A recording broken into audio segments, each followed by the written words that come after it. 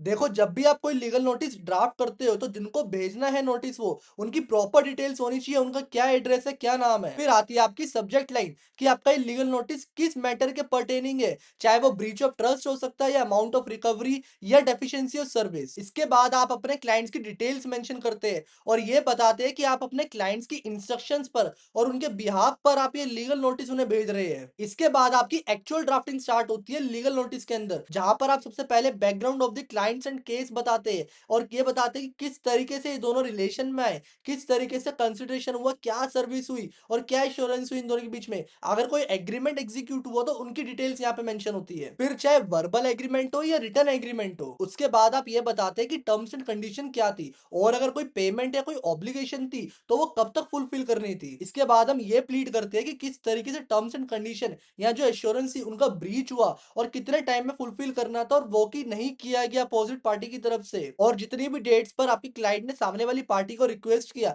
या सामने वाली पार्टी ने देने से ही मना कर दिया, कोई अमाउंट था, कोई ऑब्लिगेशन था, वो पूरी करने से ही मना कर दिया, वो सब यहाँ पे मेंशन होता है। उसके बाद आप यहाँ पे ये एक्सप्लेन करोगे कि किस तरीके से अपोजिट पार्टी ने लॉ का मिसयूज किया, वायलेट किया, उल्लंघन किया। और फिर लास्ट में हम ये बताते हैं कि हम अपने क्लाइंट की तरफ से आपसे ये डिमांड करते हैं, अगर कोई पैसा होगा तो हम यहाँ पे पैसा लिख सकते हैं और कोई ऑब्लिगेशन होगी तो हम यहाँ पे वो ऑब्लिगेशन लिख सकते हैं और एक टाइम लिमिट दे देते हैं कि आपको इतने टाइम में ये चीज आपको पूरी करनी है। अदरवाइज हम एक एप्रोप्रिएट केस फाइल कर सकते हैं। और फिर ये आ जाता है कि अगर आप ये लीगल नोटिस लेने के बाद भी वो काम नहीं करते तो आपके अगेंस्ट में हम केस फाइल करेंगे। देखो, लीगल नोटिस की ड्राफ्टिंग के लिए एक बहुत इंपॉर्टेंट चीज है, आपके फैक्ट्स तो क्लियरली प्लीड होने चाहिए लेकिन इतने डिटेल्स में भी नहीं होने चाहिए कि सामने वाली पार्टी को केस फाइल होने से पहले ही पता चल जाए कि आपकी स्ट्रेटेजी क्या है, उन्हें सारी डिटेल पहले ही मिल जाएगी। तो लिमिटेड फैक्ट्स हो, प्रिसाइज फैक्ट्स हो, ज्यादा डिटेल में एक्सप्लेनेशन देनी नहीं होती है कभी भी। और ड्राफ्टिंग करते वक्त बहुत ध्यान से ड्राफ्ट करो, क्योंकि जब केस बनाना हो तो ऐसा ना हो कि आपके लीगल नोटिस और केस के फैक्ट्स कॉन्ट्रडिक्टरी हो जाए,